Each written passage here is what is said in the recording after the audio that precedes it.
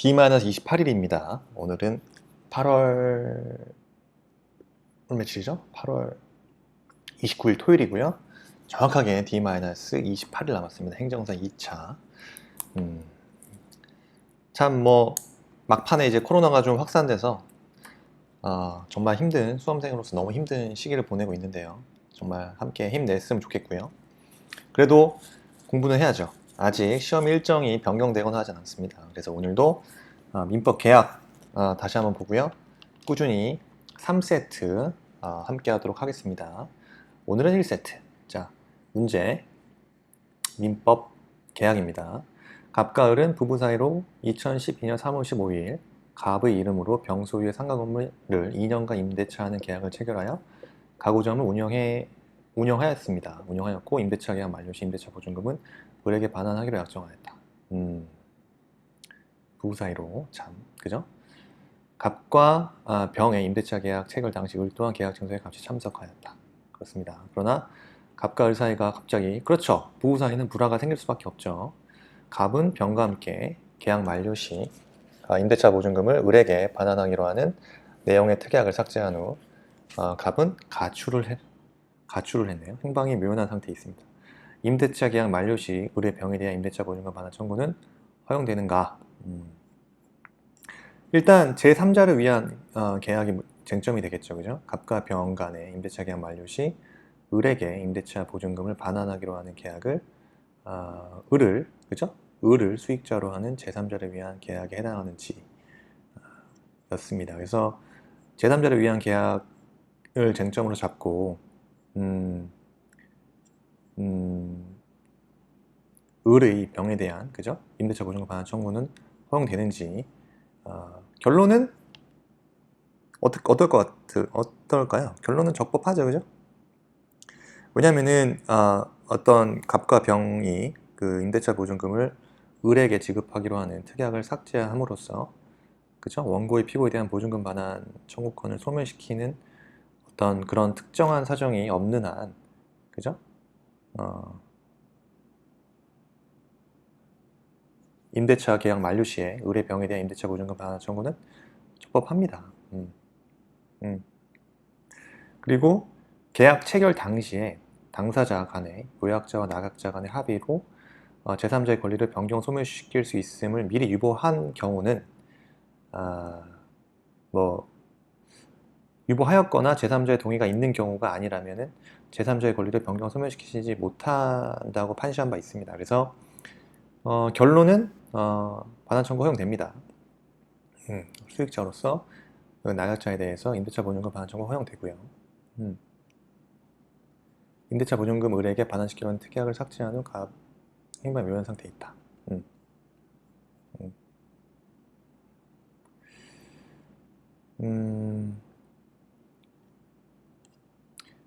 그리고요. 문제 2번은 갑의 을의 이름으로 갑의 이름으로 임대차 하여 가구점 운영하던 중에 경제 상황 악화에 따라서 영업이 어려워졌고 갑이 병의 그 동의 없이 을의 이름으로 임차인을 변경한 후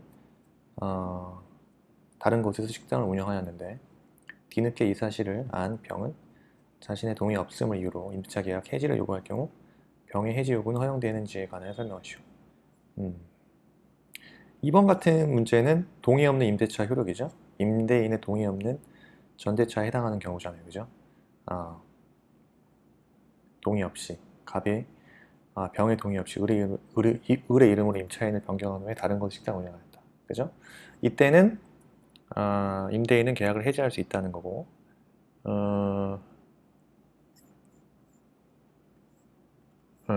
병은 자신 동의 없음을 이유로 임대차 계약 해지 요구할 경우 병의 해지는 허용되는지 관련 설명하시오. 그래서 동의 없는 임대차 효력과 문제 해결을 봤을 때 무단 양도일 경우, 그러니까 임차인의 변경이 특별히 임대인에게 불리한 결과를 초래할 만한 어떤 배신적 행위인지 그때 한해서 임대인은 무단 양도로 이유로 임대차를 해지할 수 있죠. 임대인은.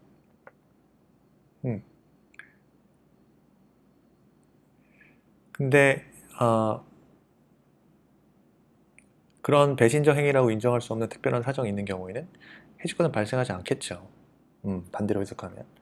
근데 따라서 임차 건물에서 동거를 하면서, 그죠? 임차 건물에서 동거를 하면서 가구점을 이제 함께 운영하다가 임차인의 처가, 그죠? 건물의 임차권을 양수한 경우, 어, 혹은 건물의 소유권을 취득한 경락인이 토지의 임차권을 양도받은 경우와 같이 무단 양도가 독립한 용익자에 대한 것이 아닌 경우 임대인은 이를 이유로 임대차 계약 해지할 수 있습니다. 그래요. 임대차 계약 해지할 수 있어요. 임차 건물의 동관 가구점 함께 임차인의 처가 건물의 임차권을 양수한 경우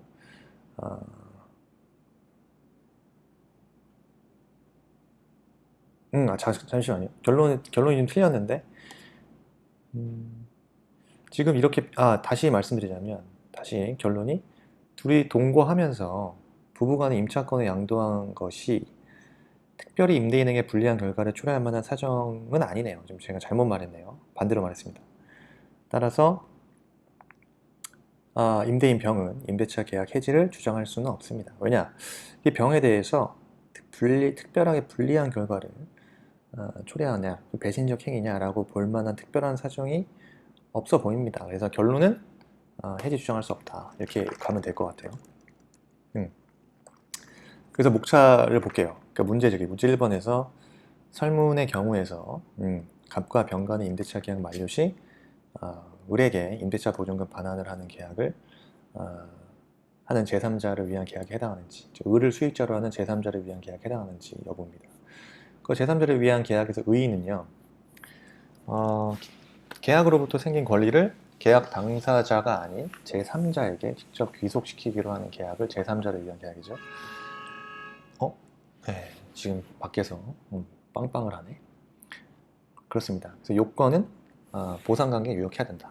그래서 요약자와 낙약자 사이에 유효한 계약이 성립해야 하고요.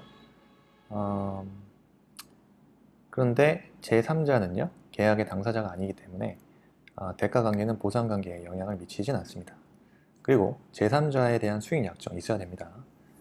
그래서 요약자와 낙약자 사이에 제3자에게 직접 권리를 취득하게 하는 약정이 있어야 되고요. 그렇게 되면 효과가 제3자에게 권리 발생해요. 그래서 제3자의 권리 발생을 하려면 제3자는 당연히 낙약자에게 나 수익 의사표시를 하여야 합니다. 그죠? 그래야 수익의 의사표시를 하여야만이 낙약자에 대한 이행 청구권도 갖고요. 그런 수익의 의사표시는 명시적일 뿐만 아니라 묵시적으로 하는 것도 가능합니다. 또 거래 관행과 그죠? 목적에 의해 수익의 의사표시 없이 계약의 성립과 함께 제3자에게 권리가 귀속되었을 것이고요. 그래서 그런 경우에는 제3자 권리 확정이 되는데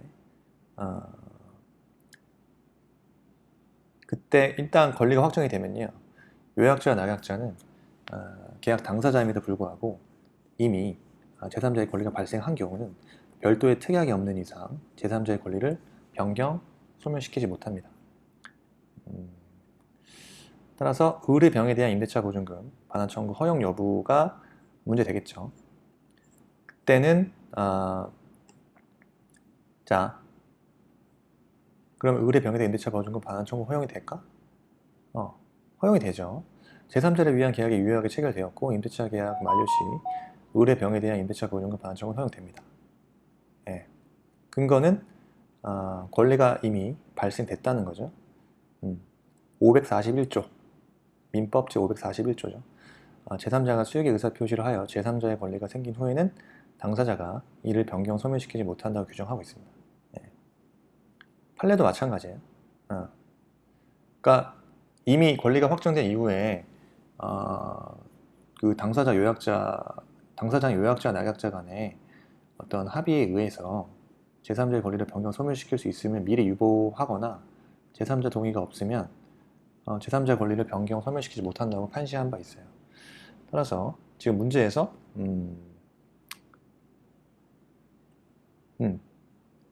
뭐 좀 가출해서 행방이 묘연한 상태예요, 저 마누라가. 네.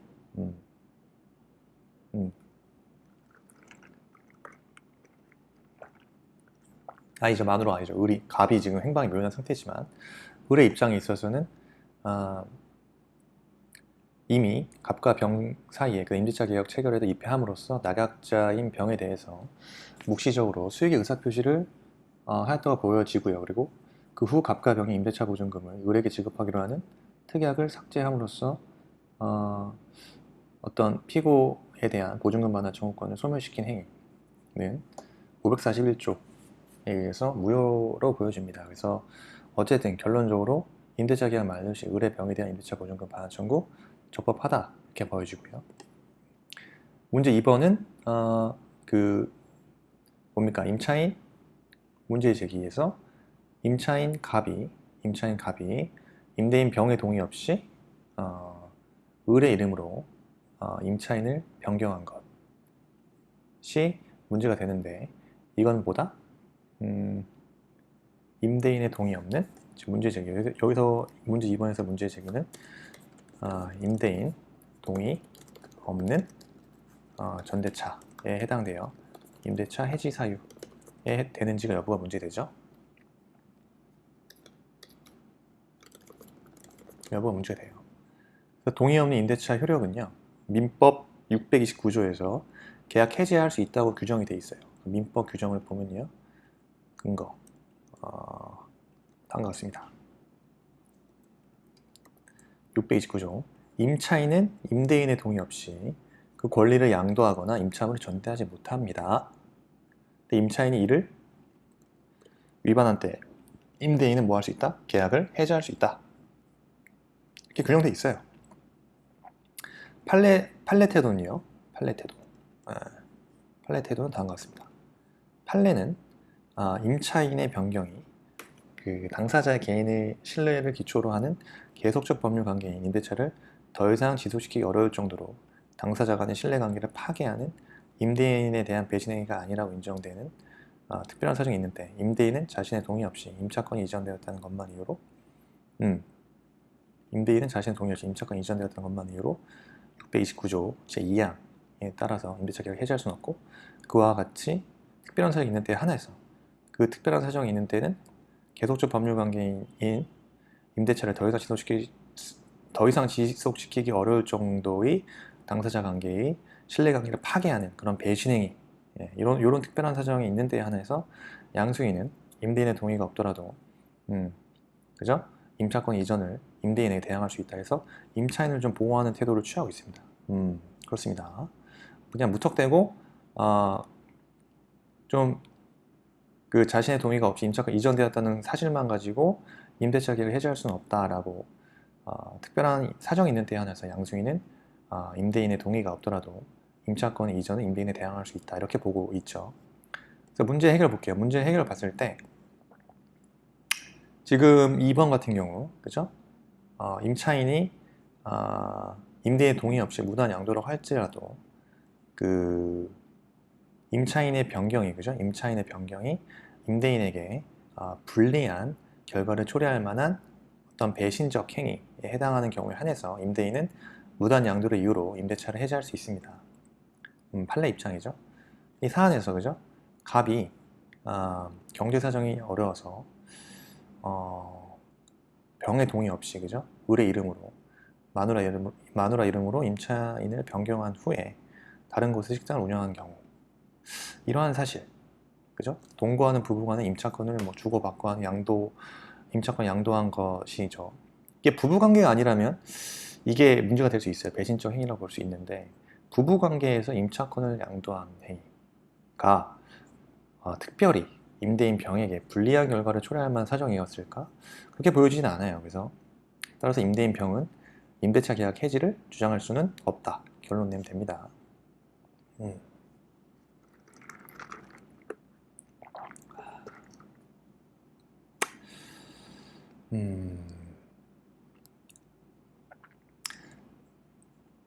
네, 이렇게 결론 내리시면 될 것 같고요. 내용이 많아서 다 적진 않았어요. 근데 이런 민법 규정이랑 이 판례 입장 정확하게 적시하는 게 중요한 것 같습니다. 문제 2번 같은 경우는 제3자를 위한 계약은 뭐 항상 연습을 많이 하셨을 테니까 근데 그 효력, 제3자가 이미 권리 발생할 경우에는 그죠? 이미 발생한 경우에는 뭐 사전에 판례 입장이죠. 이것도 당사자인 요약자와 낙약자 사이에 제3자의 권리를 변경 소멸시킬 수 있음을 미리 유보하거나 제3자의 동의가 있지 않는 한 제3자의 권리를 변경 또는 소멸시키지 못한다라고 판례 입장. 어떻게 보면 판례 입장이에요, 다. 이렇게 보시면 될 것 같고요. 다음 문제는 자, 임대차 문제네요. 임대차 문제 하나 더 볼게요. 중요하니까 임대차 계약은 뭐 워낙 중요하니까 또 나오죠. 계속 나와도 뭐 가능한 거예요.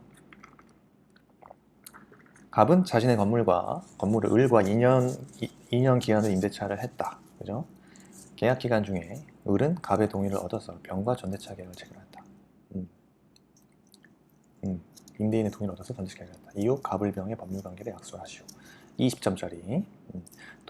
임대인의 동의가 아니라 의죠. 임차의 법률 관계. 그죠? 그 다음에 전차인을 보호를 위한 특별한 규정. 이걸 적어주면 좋죠.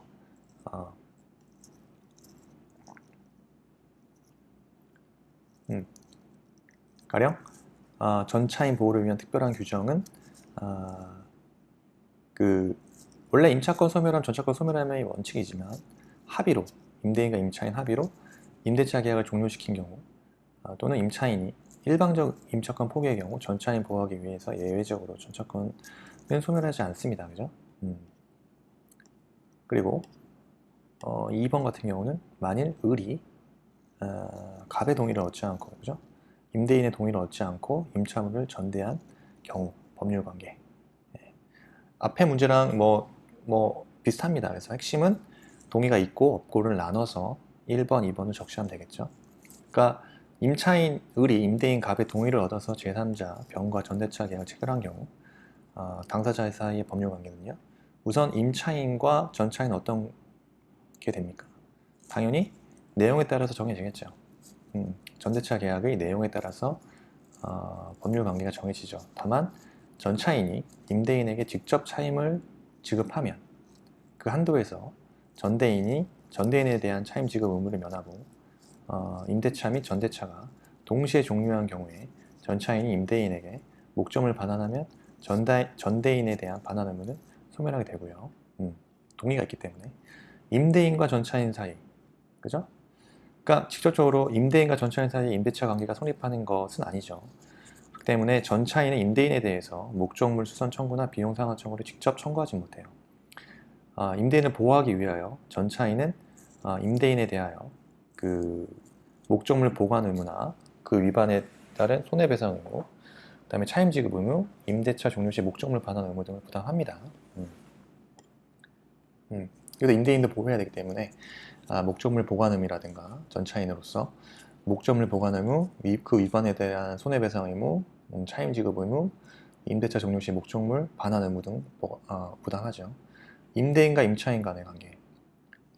임차권의 양도와는 달리 임대차 관계는 전대차 성립에 의해서 영향을 받진 않아요.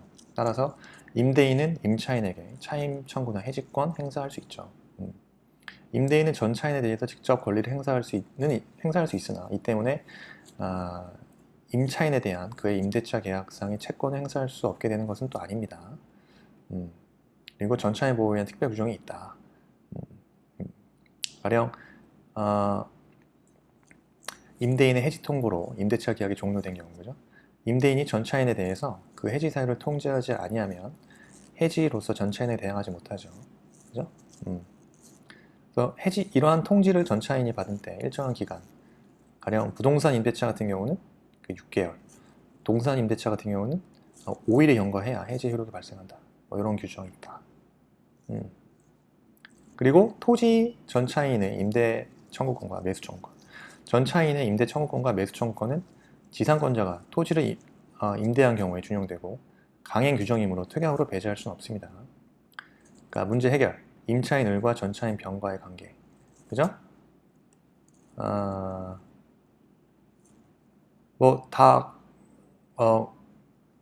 그 본론에서 다룬 내용인데 어쨌든 임차인 을과 전차인 병 간에는요. 전차인 병이 임대인 갑에게 직접 차임을 지급하게 되면 그 한도에서 을에 대한 차임 지급 의무를 면하게 되고요. 또한 임대차 및 전대차가 동시에 종료한 경우 그 전차인 병에 임대인 갑에게 목적금을 반환하며 을에 대한 반환금을 소멸하고, 또 임대인 갑과 전차인 병 간의 관계는요, 전차인 병은 임대인 갑에 대해서 목적금을 수선 청구나 비용상환 청구를 하지 못하죠. 네, 직접적으로 할 수 없습니다만, 전차인 병은 임대인 갑에 대해서 목적금을 보관 의무, 그 위반에 대한 손해배상 의무, 차임지급 의무, 임대차 종료 시에 목적금을 반환 의무 등을 부담하죠. 음.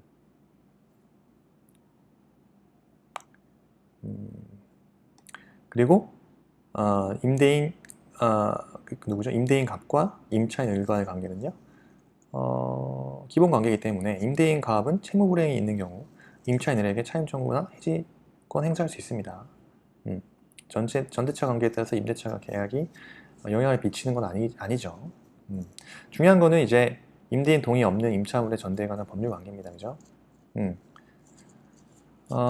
일단 기본적으로 임차인과 전차인 관계에 있어서, 그죠? 임차물의 전대차 계약은요, 전대인과 전차인 사이에는 유효해요. 그죠? 이 경우 전대인은 전차인에 대해서 임대인의 동의를 얻어줄 의무를 부담할 뿐이죠. 따라서 전대인이 임대인의 동의를 얻어주지 못한 경우 전대인은 담보 책임을 지게 됩니다. 그리고 임대인과 임차인과의 법률 관계, 임대인과 임차인 간의 법률 관계는요, 임대인은요, 동의 없는 전대를 이유로 누구에게, 임차인에게 임대차 계약 해지를 청구할 수 있죠. 그러나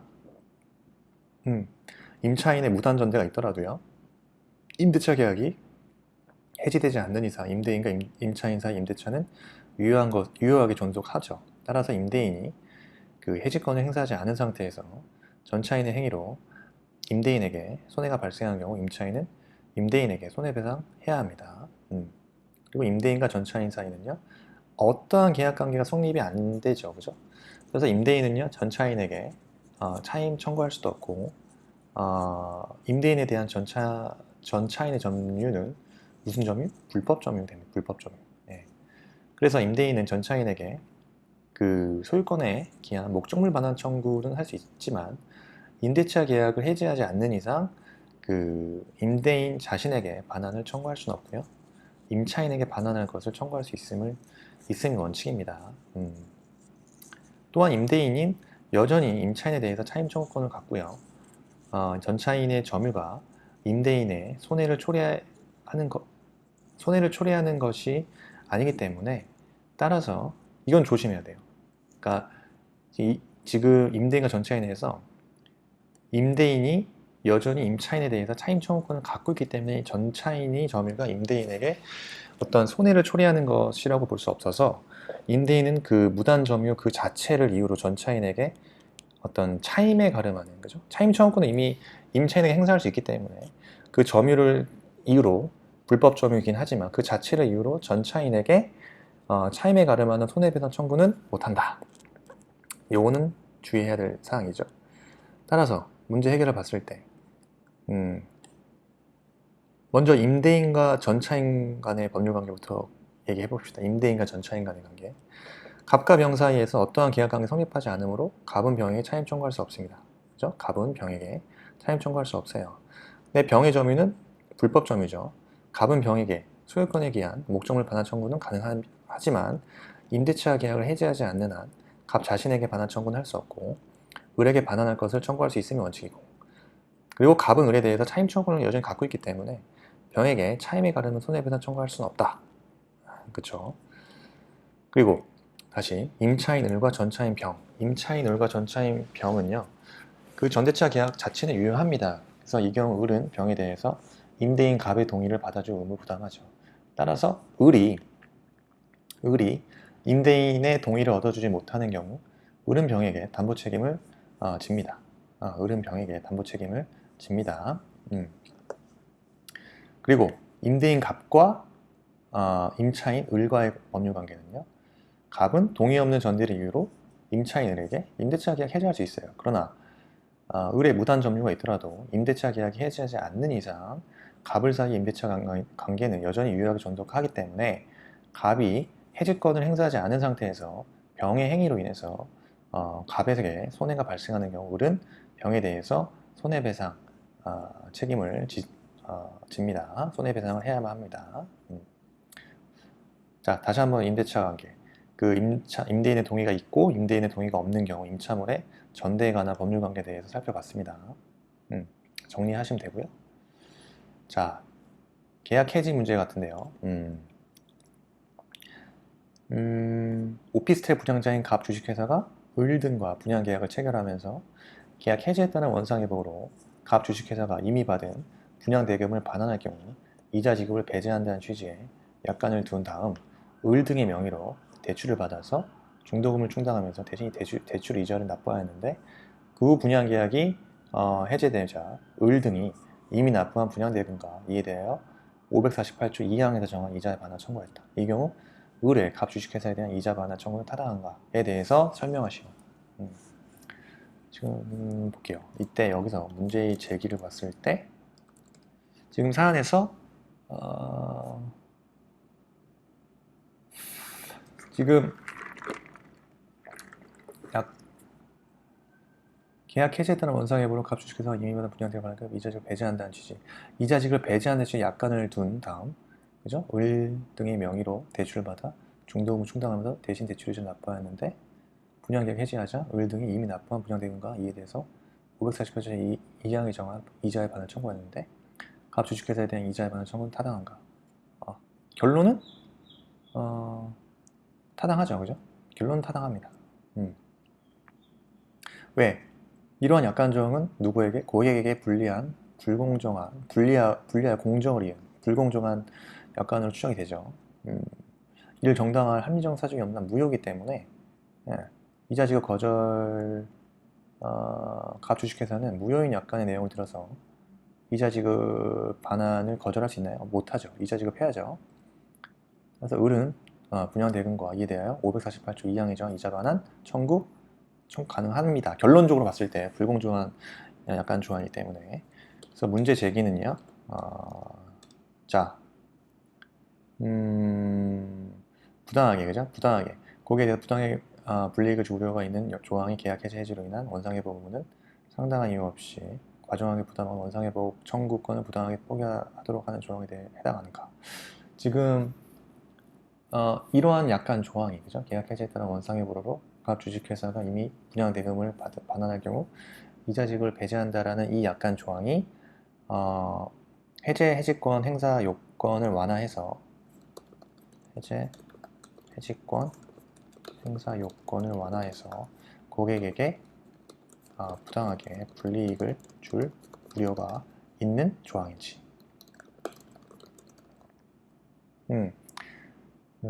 해서 고객에게 상당한 이유 없이 과중하게 부담하거나, 그죠? 원상회복 의무를 상당한 이유 없이 과중하게 부담하거나 원상회복 청구권을 부당하게 포기하도록 하는 조항에 해당하는지 여부를 판단했을 때, 그죠? 계약의 해지에 관한 통제, 약관법 구조에 규정되어 있습니다. 약관법 제9조.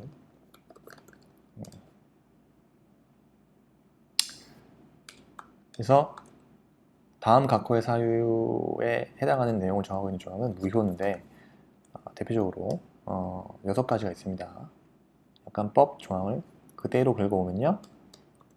자, 첫째, 법률에 따른 고객의 해지권을 배제하거나 그 행사를 제한하는 조항, 무효입니다. 법률에 따른 고객의 해지권을 배제하거나 행사를 제한하는 조항. 그 다음에 사업자에게 법률에서 규정하고 있지 아니하는 해지권을 부여하여 고객에게 부당하게 불이익을 줄 우려가 있는 조항. 세 번째, 법률에 따른 사업자의 해지권의 행사 요건을 완화해서 고객에게 부당하게 불이익을 줄 있는 조항.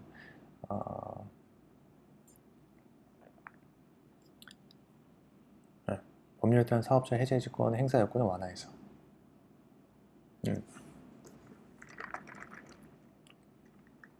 고객에 부당하게 불이익을 줄 우려가 있는 조항. 네 번째, 계약 해지로 인한 원상회복을 상당한 이유 없이 고객에게 부당하게 부담시키거나 고객의 원상회복 청구권을 부당하게 포기하도록 하는 조항. 지금 사안 같은 경우는 이 네 번째에 해당이 되겠네요. 원상회복 청구를 부당하게 포기하도록 하는 조항. 그 다음에 다섯 번째, 그죠? 계약 해지로 인한 사업자의 원상회복 의무나 손해배상 의무를 부당하게 경감하는 조항. 6번째, 계속적인 채권 관계의 발생을 목적으로 하는 계약에서 그 존속 기간을 부당하게 단기 또는 장기로 하거나 묵시적으로 기간의 연장 또는 갱신이 가능하도록 정하여 고객에게 부당하게 불이익을 우려가 있는 조항. 이런 규약은 약관법 제9조에 따라서 무효입니다. 무효. 그래서 세 번째 문제의 해결을 볼게요. 문제 해결. 지금 판례 같은 경우는요. 548조 2항은 계약이 해제된 경우 반환을 금전에 그 받은 날에 이자를 가산하여야 한다 규정하고 있고, 그래서 판례 입장은요. 계약 해제로 인해서 사업자가 이미 받은 금전을 반환함에 있어 이자의 반환 의무를 배제하는 약관 조항.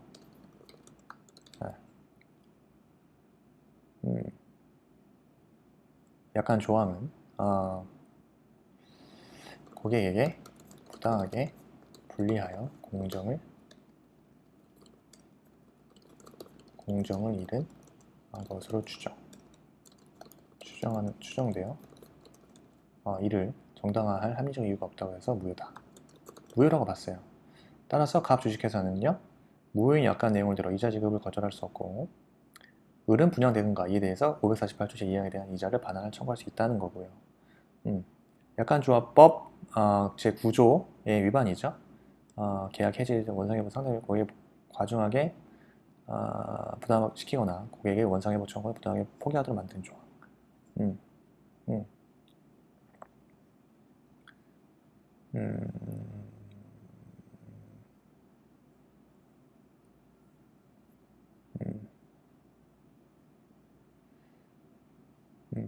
그래서 원상회복을 상당한 이유 과중하게 부당하거나 원상회복 청구를 부당하게 포기하도록 하는 조항인 것 같아요. 네. 고객에게 과중하게 부담시키죠. 네. 그래서 말씀드린 대로 을은 분양대금과 이에 대해서 민법 제548조 2항이 정한 이자의 반환을 청구할 수 있다. 예, 청구할 수 있습니다.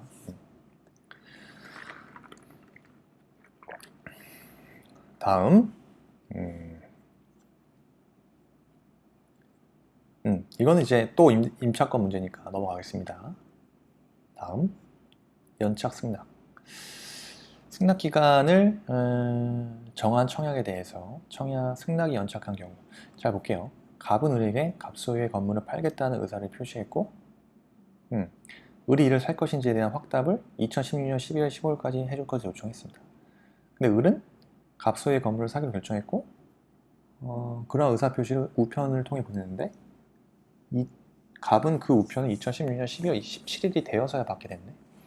이후 을이 매매 대금을 치르면서 건물의 소유권을 넘겨줄 것을 갑에게 요구하고 있습니다. 이 경우 을의 요구는 정당한가?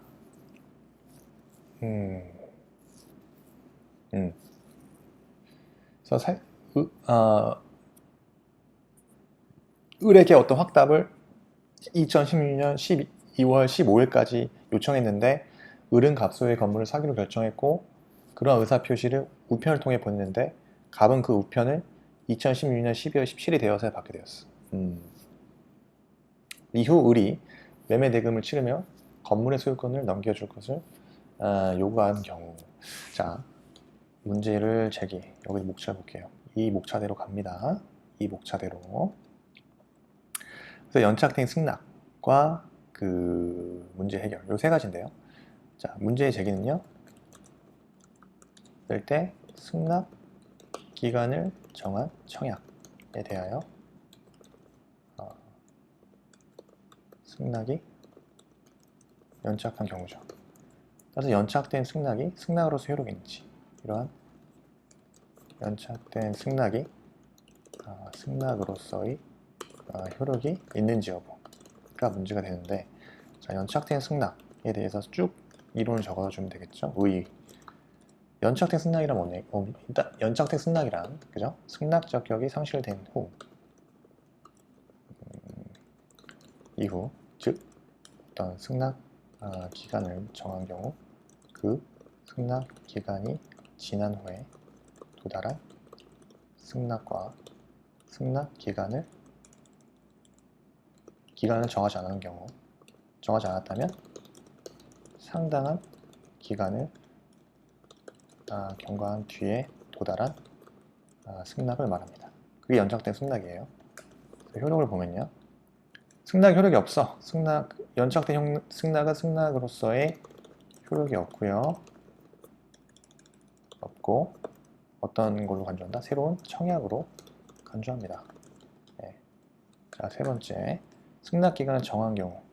정하지 않으면 이렇게 나누라 그랬죠. 자, 세 번째. 승낙 기간을 정한 경우의 효력. 이때는 원칙이 뭐예요? 원칙은 청약자의 그 지연 통지를 불문하고, 그죠? 승낙의 효력은 상실됩니다. 그래서 계약은 성립되지 않아요. 승낙기간 정한 경우. 그러니까 승낙기간 정한 이유가 다 있어. 그 기간 안에 승낙이 와야 돼. 그죠? 그런데 물론 청약자가 새로운 청약으로 와서 승낙을 함으로써 계약은 성립시킬 수 있습니다. 예, 이건 문제될 거 없어요. 근데 이런 거죠. 이게 원칙인데 보통 기간 내에 도달할 수 있는 발송인 경우, 그죠? 원칙. 그다음에 보통의 기간 내에 도달할 수 있는 발송인 경우. 자, 예를 들어서 기본적으로 우편으로 보냈다. 자, 청약자가 그죠? 이것도 나눠요. 두 번째 문제. 어떤 경우 나누냐면 청약자가 승낙 기간 도달 전에 미리 지연 통지를 발송한 경우. 그때 승낙은 효력이 없어. 2016년 12월 15일까지 했는데 승낙 기간 도달 전에 15일 도달 전에 미리 지연 통지를 발송했는데, 그런 경우에는 그 승낙은 효력이 없습니다. 그 승낙의 효력은 없고, 이거는 새로운 청약으로 그냥 간주해요. 근데 청약자가 승낙 기간 도달 전에 미리 지연 통지를 발송하지 않은 경우에는요, 청약자가 지연 통지는 물론 연착의 통지를 하지 않은 경우, 그때의 승낙 유효하고 승낙의 발송일에 계약은 성립합니다. 승낙의 발송일에 계약은 성립합니다. 가령 2016년 15일인데 발송일이 2016년 한 13일 정도 되겠죠? 그때 계약 승낙의 발송일에 계약은 성립하게 됩니다. 그 다음에 승낙 기간을 정하지 않은 경우, 상당한 기간 내에 청약자가 상당한 기간 내에 승낙의 통지를 받지 못한 때에는 그 승낙은 효력이 없으므로 계약은 성립하지 않죠. 그렇죠? 상당한 기간 내에 승낙의 통지를 받지 못한 그 승낙 효력은 계약 성립하지 않습니다. 따라서 문제를 해결하면요, 이게 무슨 말이냐면 원칙은요, 의뢰 승낙이, 그죠? 의뢰 승낙의 그죠? 승낙의 우편을 뒤늦게 보냈다면 청약은 효력을 잃겠죠. 계약은 성립하지 않아요. 따라서 갑은 의뢰 청구에 대해서 새로운 청약으로 승낙한 이후 이행을 하면 돼요. 새로운 청약으로 보기 때문에, 그죠? 근데 예외적으로 가령 을이 당연히 2016년 12월 15일 까지 도달할 것으로 예상을 했어. 2016년 한 12월 10일경 우편을 보냈습니다. 그렇죠? 우체국 사정에 따라서 2016년 12월 17일에 도달한 것이라면, 그런 경우라면 갑은 을에게 승낙의 통지가 연착되었다는 통지를 하여야 하며, 그죠? 이 통지를 하지 않은 경우 매매계약은 성립한 것이고, 갑은 을의 청구에 응해야 합니다. 네.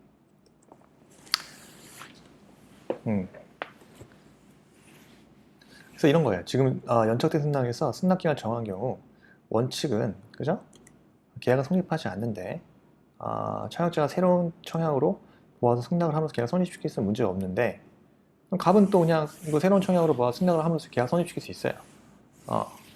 근데 을이 당연히 2016년 12월 15일까지 도달할 것으로 예상을 하고 우편을 발송을 한 거예요. 2016년 12월 10일 경우에.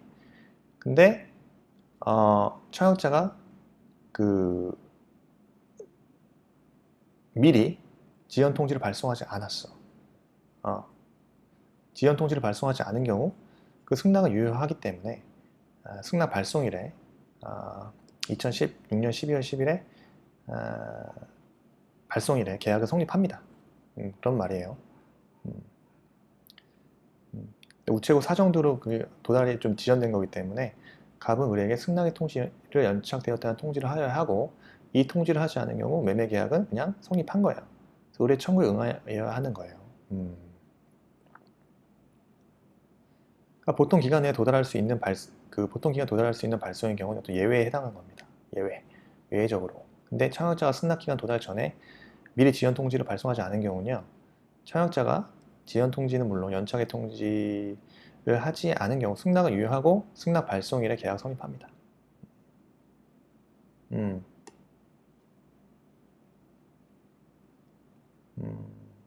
연착의 통지를 하여야 하는데 안 했어. 매매 계약 성립해. 갑은 을의 청구에 응해야만 한다. 오케이? 그런 거예요. 이것도 되게 연착의 승낙 그 쟁점이 되니까 사례로 충분히 나올 수 있겠죠. 그 다음에 이번 문제는 뭔가요? 불안해 항변권인가? 자, 볼게요. 갑은 자신의 엑스토지를 2017년 5월 15, 20억 원에 을에게 매도하기로 하고 계약금과 1차 중도금을 지급받은 상태이고요. 2차 중도금을 지급하기 전에 A가 갑의 엑스토지의 저당권을 취득하였어요. A가 갑의 엑스토지의 저당권을 취득하였고, 을은 갑에 대하여 불안한 이유로 한 대금 지급을 거절하고 있어요. 이 경우 갑과 을의 법률 관계를 약술하시오. 서술이 아니라 약술하래. 대략적으로 쓰는 거죠. 문제의 소재. 지금 사안의 경우에 매수인 을이 갑에게 불안한 이유로 대금 지급을 거절하고 있어. 왜? 2차 중도금 지급하려고 했는데 A가 갑의 엑스토지에 저당권을 취득했네? 그래서 불안하네? 그래서 매수인 을이 매도인 갑에게 불안의 이유로 한 대금 지급의 거절권 행사를 하고 있는데 가능한지 여부죠? 그래서 불안의 항변권이 쟁점입니다. 불안의 항변권 민법 제536조 제2항 의의를 볼게요. 불안의 항변권. 그래서 매수인의 대금 지급 거절권이란 거죠. 매수인의 대금 지급 거절권은 매매 목적물에 대하여 권리를 주장하는 제3자가 있어서 매수인이 매수할 그 권리의 전부나 일부를 상실할 위험이 있을 때 그 위험의 한도에서 지급 거절권을 갖는다는 거죠. 권리를 주장한 제3자가 A 같은 애가 나타나서 매수인이 매수한 그 권리의 전부나 일부를 상실할 그 권리의 전부나 일부를 상실할 위험이 있을 때 그 어떤 위험의 한도에서 대금의 전부나 일부의 지급을 거절할 수 있는 권리를 말하고요. 3번 대금 지급 거절 행사의 요건. 첫째, 매수한 권리의 전부 또는 일부를 상실할 위험이 있어야 되고요. 매도인이 상당한 담보 제공이 없어야 되고 매수한 권리의 전부 또는 일부 상실 위험이 있어야 되고 매도인이 담보 제공 당연히 없어야 되겠죠. 매수한 권리의 전부나 일부를 상실할 위험의 한도에서 대금 지급을 거절할 것. 매수한 권리 전부 또는 일부를 상실할 위험의 한도에서 대금 지급을 거절해야 되고 매도인의 대금은 공탁 요구가 있으면 이행할 것. 이러한 요건입니다. 4가지 요건. 매도인 상당 담보 제공이 없어야 되고 대금 지급을 거절해야 되고 매도인의 대금 공탁이 없으면 응해야 되고. 자, 사안의 경우죠. 사안의 경우 볼게요. 사안의 경우.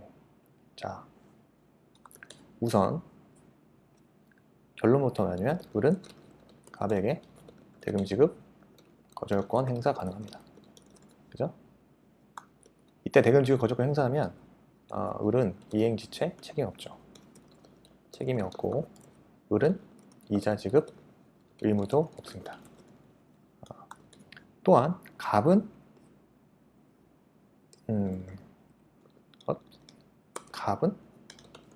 을에게 상당한 담보를 제공해서 대금 지급을 청구할 수 있고요. 공탁을 요구할 수 있으므로 갑은 상당한 담보를 제공하고 대금 지급을 청구할 수 있고 공탁을 요구할 수 있으므로, 그죠? 이 경우 을은 갑에게 대금 지급을 거절할 수 없습니다. 이 말이죠.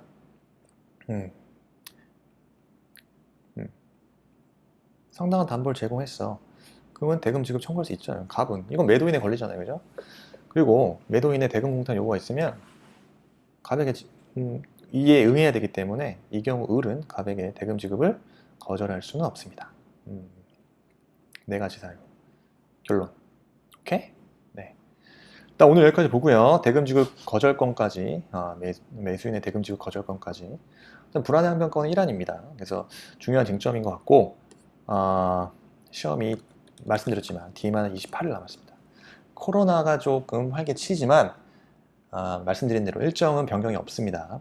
없기를 기원해야지. 이게 29일 동안 말씀드린 대로 3세트씩만 꾸준히 매일 밥만 먹고 계속 푸세요. 그 다음에 반복하시고 기출문제를 또 봐야 된단 말이에요. 근데 책으로 보면 들어옵니까? 왜냐면 책은 다 이미 정답이 있고 직접 써보는 거랑 달라요. 직접 써보는 연습은 손이 아프잖아. 연필로, 그냥 펜으로 손을 물론 하는 게 제일 좋죠. 근데 골무 끼고 해야 되잖아요. 이게 지금 매일매일 3세트를 손으로 쓴다? 불가능하죠. 하루 이틀은 가능한데 한 3일째 되는 날 기부스 쳐야 됩니다. 손 기부스 해야 돼요.